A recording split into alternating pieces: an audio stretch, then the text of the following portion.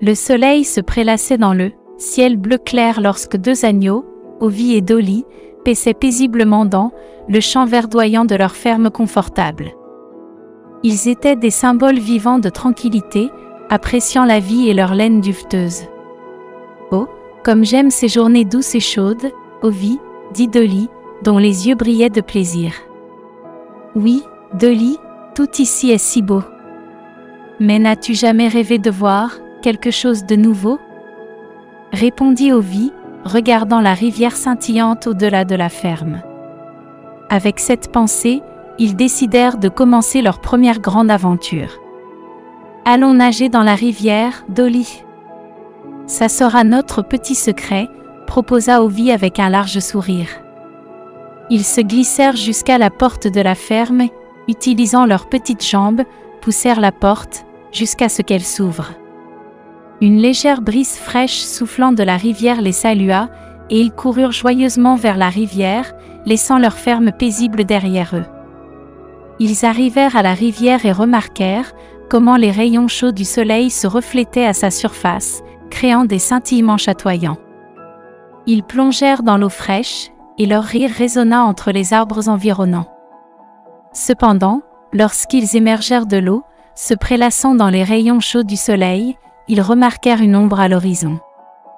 L'ombre grise se transforma lentement en un loup gris, qui s'approchait implacablement. « Oh non, c'est un loup !»« Que faisons-nous, Ovie ?» chuchota Dolly, ses yeux emplis d'horreur. Ovie regarda son frère, son cœur gelé de peur. « Nous devons courir, Dolly. »« Courir vite et loin, » dit Ovie. Avec un regard menaçant et sombre, le loup se mit à poursuivre les agneaux. Les deux frères, Ovie et Dolly, oubliant leur plan de nager dans la rivière, se précipitèrent en avant, droit au cœur de la forêt. Leurs cœurs battaient, comme des tambours lors d'un festival, et leurs yeux reflétaient une immense panique. « Pourquoi n'avons-nous pas simplement resté à la ferme ?» pensa Ovie désespéré, mais en même temps, il savait que ce n'était pas le moment des regrets. Soudain, comme par un coup de baguette magique, un lièvre incroyablement rapide sauta hors des buissons. « Par ici, les gars !» cria-t-il en sautillant sur le sentier. Le loup, distrait par une nouvelle proie possible, tourna brusquement et se lança à la poursuite du lièvre. Pendant ce temps, les agneaux, grâce à leur réflexion rapide, sautèrent dans les buissons épais et se cachèrent temporairement du regard affamé du loup. Ils restèrent là, retenant leur souffle, jusqu'à ce que le bruit de la course se calme. Et lorsque les sons de la poursuite disparurent enfin, les agneaux regardèrent prudemment depuis leur cachette. Il n'y avait aucun signe du loup. Le lièvre, quant à lui, revint en souriant d'une oreille à l'autre. « Eh bien, on s'en va » proposa-t-il, et ils avancèrent tous ensemble. Ils marchèrent en se frayant un chemin à travers les buissons, épais jusqu'à ce qu'ils atteignent une clairière où le lièvre pointa du doigt un énorme tas de carottes. « Tu peux m'aider avec ça ?» dit-il en montrant la carotte. Ovie et Dolly acceptèrent. Ainsi, ils passèrent le reste de la journée à rire et à décharger les carottes, profitant de la chaleur du soleil et du doux parfum de la forêt. Mais en même temps, au plus profond de la forêt, le loup les observait, et ses yeux brillaient d'une lueur sinistre. « Je reviendrai » siffla-t-il en se retirant dans les ténèbres, se préparant à de nouveaux plans astucieux. Le lendemain, au plus profond des coins ombragés de la forêt, Ovie et Dolly poursuivirent leur voyage, se faufilant le long d'un tapis de mousse duveteuse, silencieux comme une brise d'été. « Rappelle-toi, Ovie, nous devons être comme des fantômes » chuchota doucement Dolly, ses yeux bleus emplis d'inquiétude. Soudain, un bruit inattendu se fit entendre quelque part au fond de la forêt. Les agneaux se figèrent, leurs battements de cœur résonnant comme des tambours. Et puis, derrière un buisson luxuriant, une vieille chouette s'envola, scintillant dans l'obscurité. « De si petits agneaux, et vous êtes venus dans une forêt si profonde, » dit-elle, sa voix ressemblant au bruissement des feuilles qui tombent. Ovie, soupirant de soulagement, répondit « Nous sommes perdus, Madame la Chouette, s'il vous plaît, aidez-nous. » Mais la chouette ne voulait pas les aider et elle disparut dans les ténèbres, laissant les agneaux seuls. Alors qu'ils poursuivaient leur voyage, les branches des arbres s'entrelaçaient étroitement au-dessus d'eux, formant une canopée semblable à une grotte d'un vert sombre. Soudain, les bruits de la forêt s'atténuèrent et un silence anormal s'installa. Ovie et Dolly s'arrêtèrent, ressentant une atmosphère troublante. « Quelque chose ne va pas ici, Ovie, » murmura Dolly, ses yeux s'agrandissant encore, emplis d'anxiété. Ovie acquiesça, confirmant ses craintes. « Nous devons être très prudents, » répondit-il, sa voix tremblant de peur et de détermination.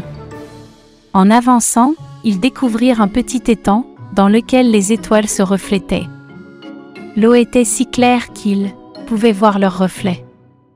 Là où l'eau rencontrait la terre, des champignons poussaient, étrangement lumineux dans l'obscurité. Soudain, un petit hérisson sortit de derrière un arbre. Il était si petit qu'Ovie et Dolly avaient du mal à retenir leurs soupirs admiratifs. « Qui êtes-vous » siffla le hérisson, ses petits yeux emplis de curiosité et d'alerte. « Nous sommes des agneaux, Ovie et Dolly, » répondit Ovie, essayant de paraître aussi amical que possible. « Nous sommes perdus et nous cherchons notre chemin pour rentrer chez nous. »« Je peux vous aider » dit le hérisson d'une voix douce et chaleureuse. Les agneaux commencèrent à suivre le hérisson. Les feuilles sèches craquaient sous leurs pas, la lune éclairait leur chemin, créant des rayures de lumière et d'obscurité sur le sol.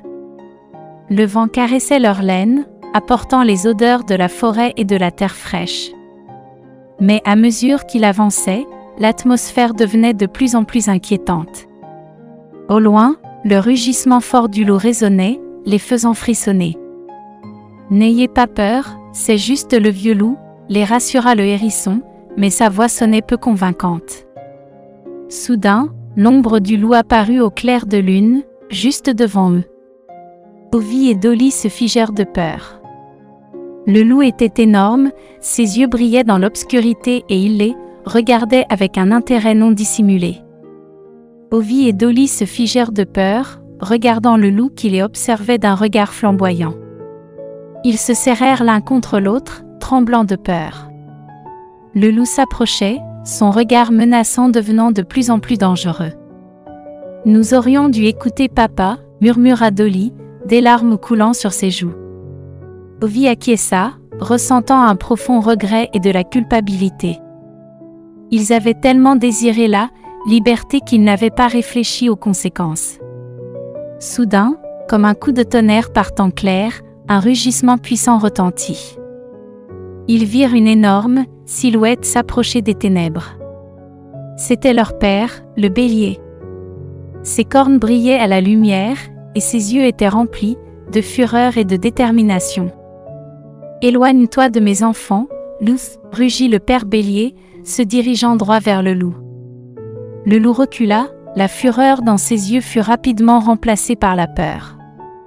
Avec difficulté, il fit demi-tour et s'enfonça profondément dans la forêt, évitant une confrontation avec le père bélier.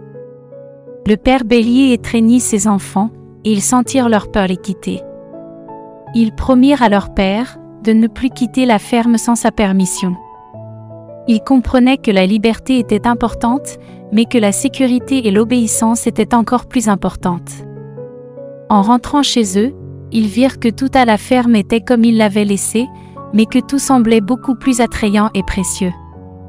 Leur cœur était empli de bonheur en retrouvant leur foyer, et ils remercièrent leur père pour son sauvetage héroïque.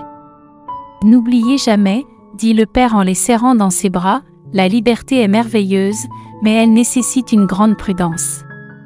Et écoutez toujours les conseils de vos parents. »